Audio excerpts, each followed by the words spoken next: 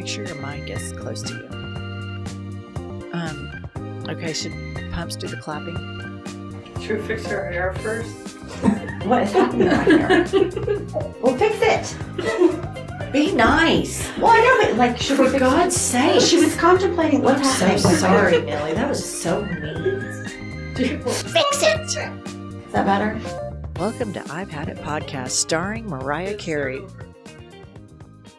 Pumps, what have you had it with this week? What I've had it with is the Christmas lights going onto your house before Thanksgiving. Number one is, if you listen to right-wing media, they claim there is a war on Christmas. And that is such bullshit. Christmas won that war.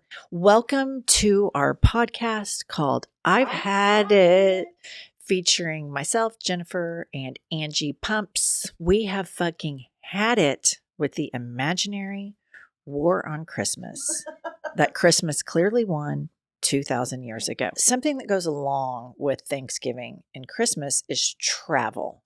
Jen and Neely, you two motherfuckers cuddle on a plane, don't you?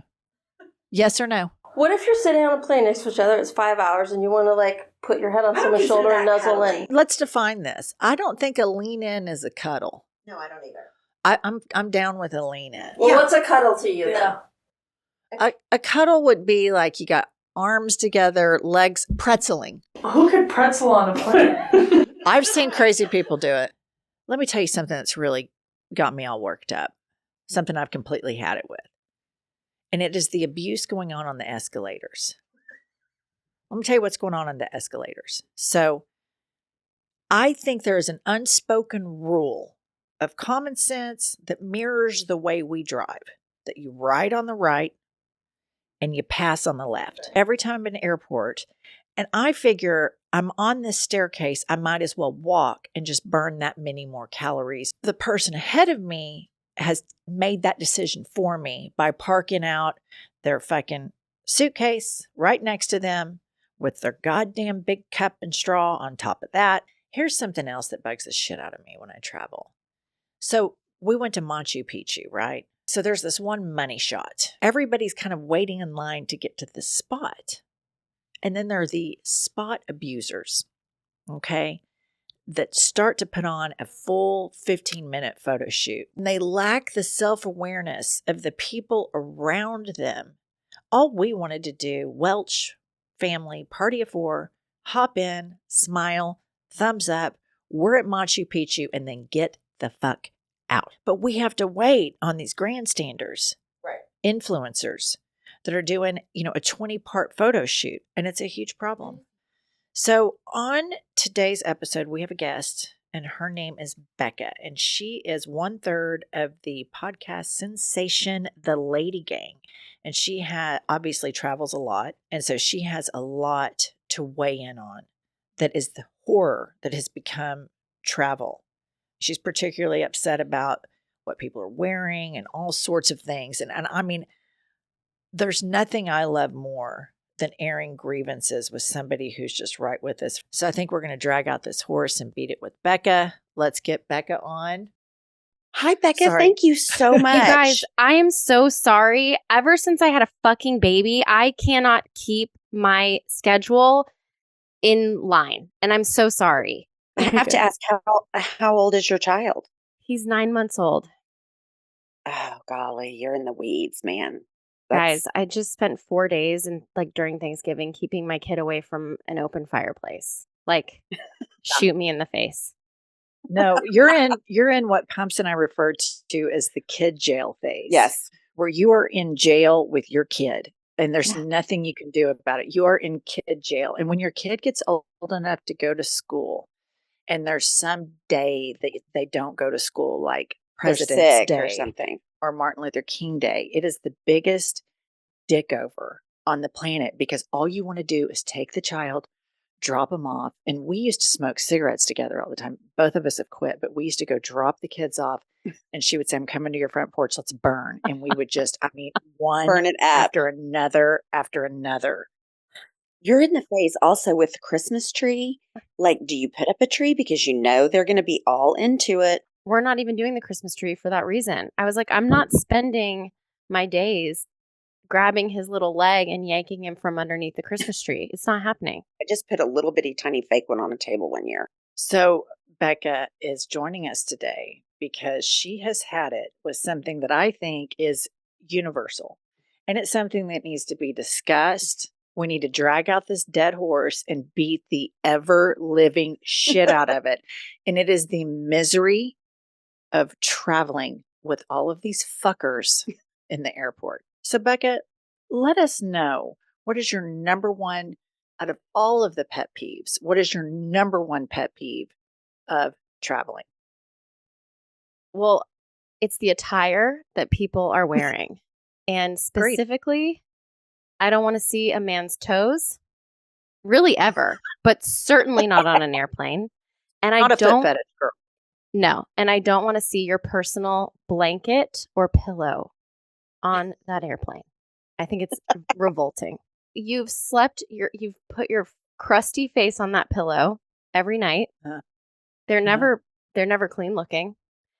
And that throw pillow has cat hair, dog hair, just grime from your house.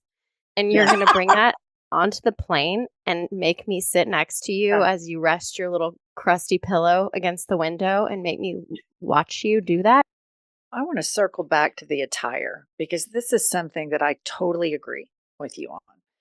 And we go to Europe our family goes to Europe every summer. In Europe, the people in airports are dressed really well. They look good. They look sharp. And I'm like, okay, I like this. Everybody looks good. Everybody's traveling. They're dressed for the occasion. You land in the United States of America and it is a goddamn dump truck. It is just, everybody is like in these cutoffs and these just big baggy t-shirts, truckers hats, dorky socks pulled up. And my son, Roman, he was like, God, Mom, I mean, Americans just don't dress well. And I'm like, I know, because you can do like athleisure chic on a plane. You can pull together, you can look comfy and cute, but it's chaos with the attire at the airport. And again, there's no oversight. There was a man standing in front of me to board, dare I say, a Southwest flight. I will say that's the worst dressed list. And he was in the thinnest, oldest, sweatpant. I don't even think pajama meets sweatpant hybrid. And I could see a full outline of his cock and balls. That's what I like to call the sport dick. Yeah, the sport package. But just from head to toe, you could tell he rolled out of bed. Listen, I don't think I love a regular shower. I just got out of one. I love a night shower. I love a morning shower. I get it. Sometimes you're busy. You have kids, whatever. I want you to at least try to fake it that you took a shower this morning. Try to fake it. Right. Do a hooker bath at the bare minimum. Yeah. Whatever it takes. But it's just so inconsiderate that I'm going to now have to sit next to your crusty toenails and your greasy hair for 3 hours on Southwest. So on Southwest, here's one of my biggest pet peeves that I have absolutely fucking had it with. And it's the comedy routine put on by the flight attendants. And every time they do it, everybody kind of dorky laughs. And I literally want to stand up and scream, put a sock in it and get us from point A to B. I have had it. I am not at a comedy show. Serve the drink, throw the peanuts, sit down and shut the fuck up. I'd honestly rather them be mean to me than put on the comedy routine. The comedy bums me out as well. It's terribly cheesy jokes, but I will one up you. A friend of mine was just on, my other podcast host was on a flight, Southwest flight, and they were getting off the plane. And the Southwest flight attendant hugged every single person goodbye. Had it. No. Yeah. It's like it's fucking Barney the dinosaur. I mean, I have had it with that. I mean, that is so over the top, especially post-COVID. That's what I was going to say. I mean, that's ridiculous. One great thing that came out of COVID is we don't have to touch each other as much. I appreciate we don't have to hug all the time. What about the applause at landing? When everybody starts clapping when the plane lands. And here's my problem with that, Becca. Why are we rewarding people for doing their job? Why are we clapping for a pilot for landing the fucking plane? That's their job. Well, because in America, it's hard to get people to just do the bare minimum. Like, I actually do sometimes want to clap. If I call in a takeout order and it's complicated, I do feel an overwhelming, like, excitement when they repeat back to me and they're right. So Right. maybe Fair enough. that's what it is that everybody's so mediocre at their jobs. But I agree with the clapping on a plane. There was once a meme that was like, you've met the man of your dreams. He's rich. He's beautiful. He's got a huge penis, but he claps when they land the plane. Let me ask you this. Do you travel with your podcast co-hosts? All We three of do. you on the same plane at the same time. And would you say that they're good travelers? So it's 3 girls. Kelty is like, we made fun of her for the first 2 years of this podcast because anywhere we flew, we would fly American because she was part of the Admirals Club and they have like one other name for their stupid status. Advantage. Advantage, and then some other, again, like some really crazy thing that you have to be like selected for. You don't even have to like, you have to spend the amount of money and get the miles, but then you also have to be like selected, some stupid thing. And so every time we would get on a plane, she would get upgraded and just really chapped our asses because she was in the front. So she was really entitled for a while. She's Yeah. fine. The other one is sometimes I have to give her a talking to because another thing I hate is when girls wear bike shorts on airplanes. It's a big Right. thing now. It's a big, millennials and Gen Zers are loving wearing bike shorts They do wear bike breeches. or bike breeches. Bike breeches. So Jack is the other girl and she is always in a crop top, always in a bike Okay. short. And I'm like, Okay. I have never once been in an airport and been like, you know what I wish? I wish I was showing more skin. Just there's no environment that I feel like I want to be looked at less in than an airport. I completely agree. Well, let me tell you about my traveling companion, Pumps. For some reason, the people in my life that I love a lot, and one is my husband, Josh, one is her, they have toddler-like impulses, and it is a 911 emergency style situation with both of them. And I have fucking had it, Becca. So we just get back from Mexico.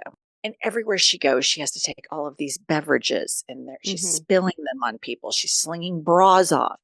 And then as soon as we get on the plane, she's got to pee again. It's non-stop. My husband's the same way. With Pumps and Josh, it's like, you know what?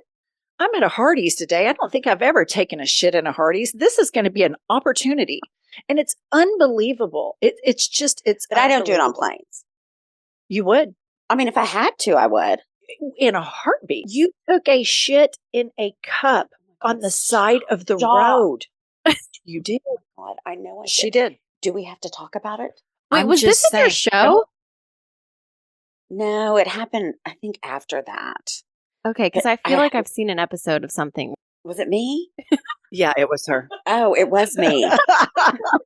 Like, she doesn't want to talk about it. We toured on a tour bus for our most recent book tour for the podcast, and you can't take a poop on a bus. You have to ask the bus driver to pull over. So we'll drive all night long. You can pee, you can brush your teeth, you can even shower, but you cannot take a shit in that toilet. So I thought for sure I was the one with digestive issues that I would be needing a toilet. It so happens that Kelty, my partner, did end up shitting herself on the bus. And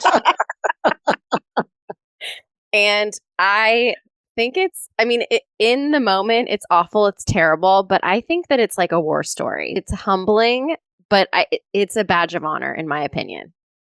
Thank you, Becca. Here's a war story. So Josh and I were every year we go to the Rosewood Mayakoba for Thanksgiving. And this is probably 10 years ago. And it was the first time everybody started talking about the supermoon. It's like, it's the supermoon Oh, tonight, yeah. blah, blah, blah. So we take the kids outside. We see the supermoon. Spoiler alert, it looks like the normal moon. And we go to bed. And about 3 hours into sleeping, I hear this, Jennifer. And I'm like, waking up, I'm like, yeah. And he goes, there's been an explosion. I immediately abort out of the bed. And he goes, will you help me clean it up? And I'm like, you're on your own. I go and crawl in bed with my sons. Josh proceeds to take all the sheets off, gives them to housekeeping, and blames it on Roman, who at the time is 5 years old. And I'm like, I cannot believe that you shit the bed and blamed it on somebody in fucking kindergarten. That is a new low, even for you. I mean, if you're going to shit the bed, own it. I'm sick. I've shit the bed. That's it. Becca, we were talking before you got here. We're so impressed that you have more than one friend. We're the only friends we have. Well, You got two. Yeah, I have a lot of friends. I'm really particular with my friends, and I have friends with annoying habits as well. So my tolerance is low. You can't come to my house and stay more than 2 nights. I think that house guests are like leftovers. After 2 days, they start to stink. Agreed. And I think people in my life are slightly scared of me too, so that helps with my friendships. It's a power dynamic that works. Yes. Yes.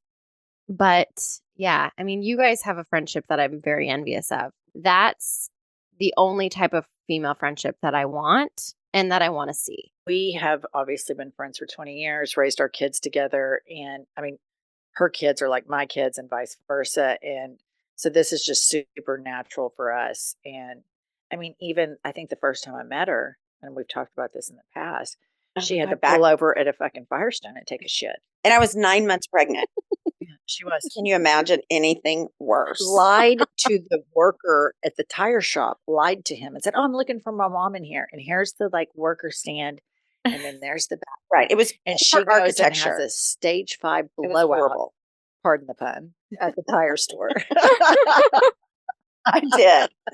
Okay. I want to ask a few more questions about traveling. And let's survey the room here. Okay. When the plane lands, are you a stander or a sitter? Pumps, go first. I think you wait until your row and then you stand up in order of row. So if you're in row Z, you're going to wait. You're going to go through every letter of the goddamn alphabet before you stand up, even if you're on the aisle. I have courtesy. Okay. Becca? To go out into the aisle, I do follow the rules and I let every row go. Are you saying that you get out into the aisle and you exit before? Yes. I do. It's so obnoxious. I'm like, where the fuck are you going? Listen, I wait. The minute that plane lands, I take my seatbelt off against FAA guidelines immediately. The tires touch, I take the seatbelt off. The minute they hit the brakes and you're waiting on the jet bridge, I stand up. If the person next to me doesn't stand up either, I immediately start judging them. And I think this lazy motherfucker is just going to sit there. She bounces out into the middle of the hall and acts like she's going to unlock the jetway herself. I'm just like, I'm sitting there going, where the fuck are you going?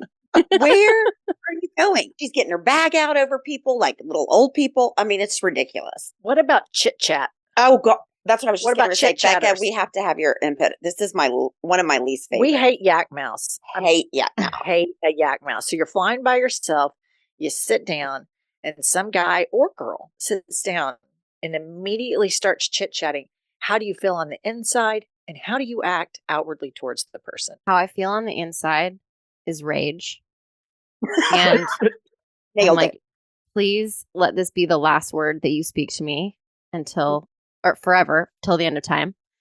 But usually it isn't. So on the outside, I'm very pleasant. I have a really hard time showing people when I'm annoyed with them, strangers. So, and sometimes I'm going to admit this. Sometimes I give them too much. I'm not good with the short, curt answers. I don't like hurting people's feelings. So I will sometimes talk to a 76-year-old woman who's telling me that her kids also live in LA and what they do for a living. And I ask her about her grandchildren and I get in and it doesn't feel good. Go all the way. You're an enabler. I'm an enabler. You're an enabler. With the yak mouse, when I'm traveling for work and I'm traveling solo, the ear pods have been the biggest gift. Yes. Okay, that's what I was going to say though. there should be like fasten your seatbelt sign. If your neighbor is wearing ear pods, they don't want to chit chat. People talk to me over my Mhm. ear pods. Let me ask you guys a question. So this guy I saw like on YouTube, or I'm sorry, not YouTube, Instagram. Some guy sitting next to Ted Fuckface Cruz on an airplane. Okay. So first of all, could you imagine that you sit down and Ted Fuckface Cruz comes and sits down next to you? What would you do, Becca? God, I Because he mean, flies commercial all the time. when they come by to take our drink order, I'm going to ask if they have any margaritas because we're landing in Texas, but there's a winter storm. So I know he's going to want to head back to Mexico, stay on the plane and head back to Mexico That is and fantastic. flee the problem. Or I might be like, hi, nice to meet you. My name is Becca Tobin. I'm actually giving you a business card for my abortion speakeasy that I'm opening in the basement of my house. If any of your girlfriends get knocked up with your disgusting spawn, here you go. They can come to me.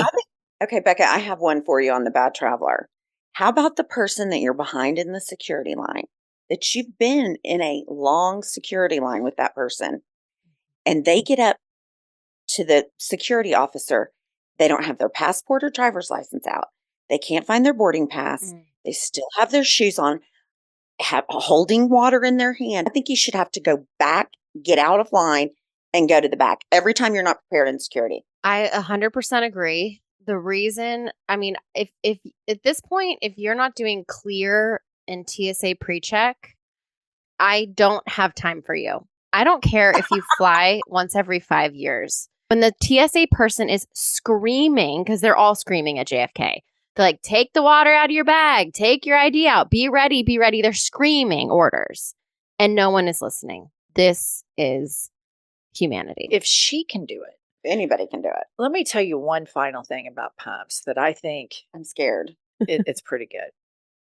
So, she quit smoking and she vapes. She vapes nonstop. I mean, it's just constant.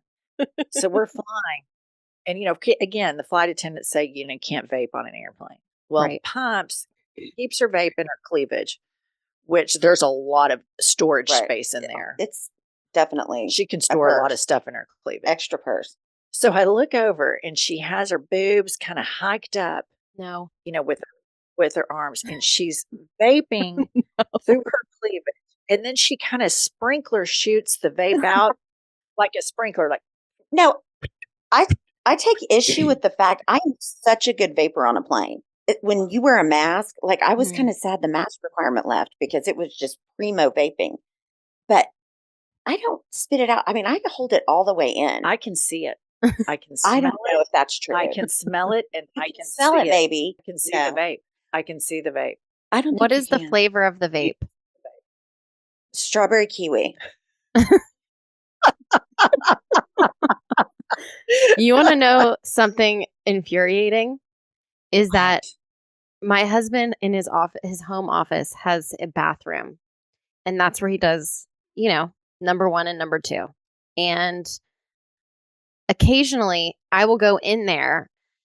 If he's just come out of there and leaving our 9-month-old baby with me in the kitchen because he's got to go to the bathroom, and I go in there, I don't smell number 2. I smell vape.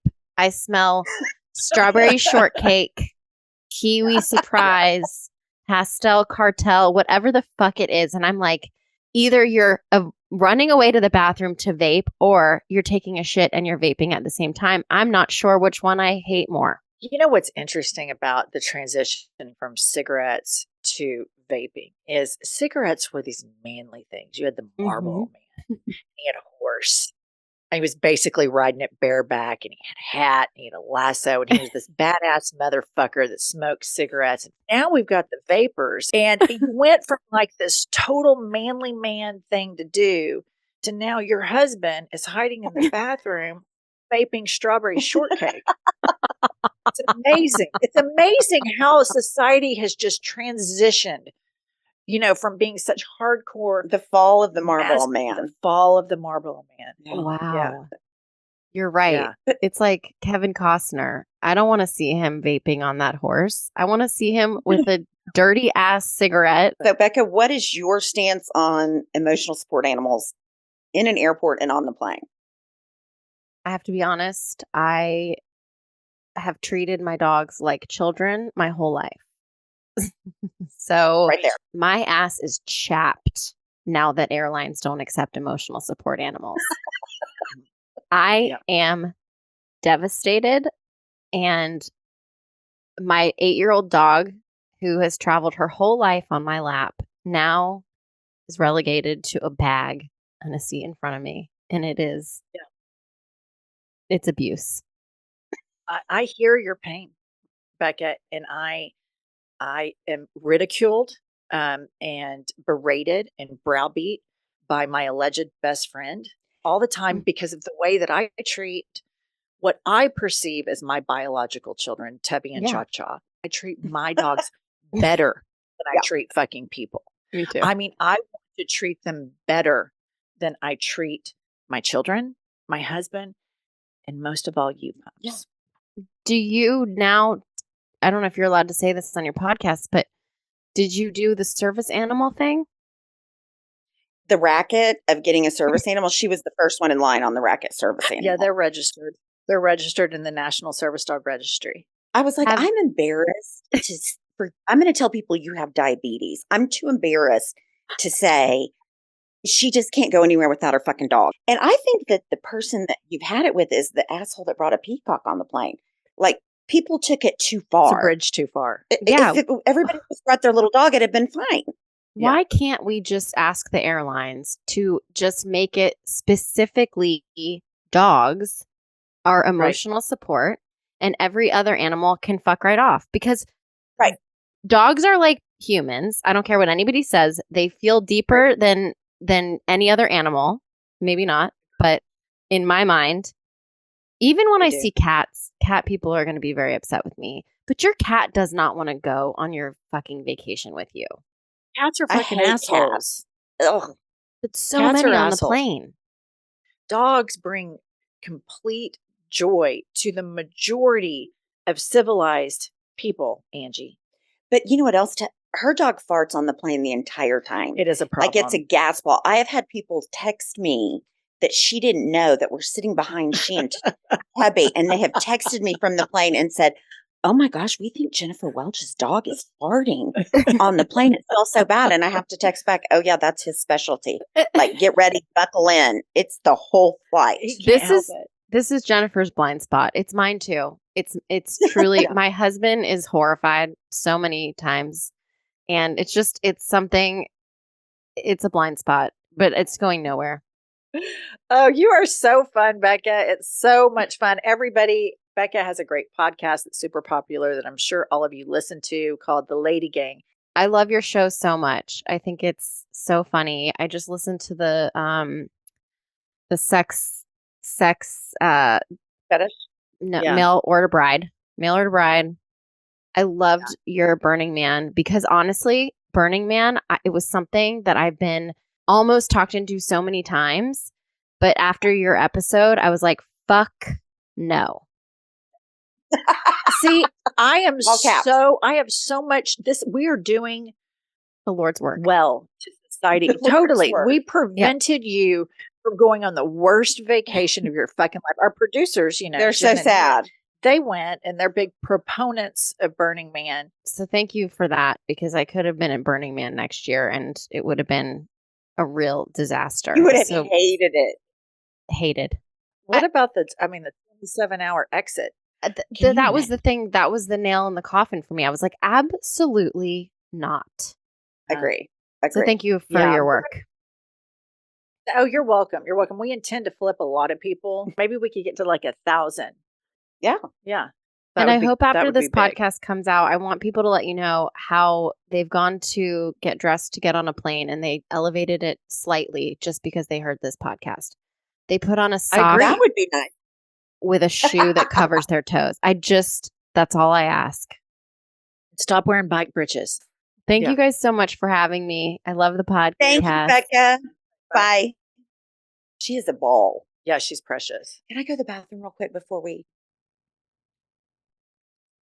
You just said the word precious. So I was in London at the Roger Federer Labour Cup when he retired. And there were these cute little British people, and they had like on British flags, and they were all dolled up. And I was like, oh my gosh, you guys look precious. And the guy looked at me with his, almost condescending British accent. And he's like, I haven't been called precious since I was 3 years old. I was like, well, Americans kind of use that word as meaning cute. Like, he was like, cute. I haven't been. So I totally like complimented him.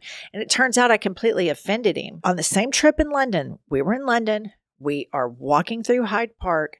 Josh stepped out in the bicycle path, and this guy said, watch where you're going, you fucking cunt. To Josh. And I immediately thought, I didn't think, hey, don't call my man that. I looked at Josh and I, God, I love that guy. You don't have a problem using cunt I reserve that for special people. special people. There's only 3 people that I can get on board that are 100%. Cunts. Yeah. Are any of them in this room? No. Yes, winner. Speaking of, what does that remind you of? See you next Tuesday. Look at that. Look at the growth. Pumps, I'm so proud of you. And I didn't take my ears off until after I said it. How do you know we're finished? Because I'm tired. Okay, I love you. I love you. Cunt. I'll tell you what I've had it with. Let's hear it. I've had it with that. I've had it. Had it. Had it. Had it.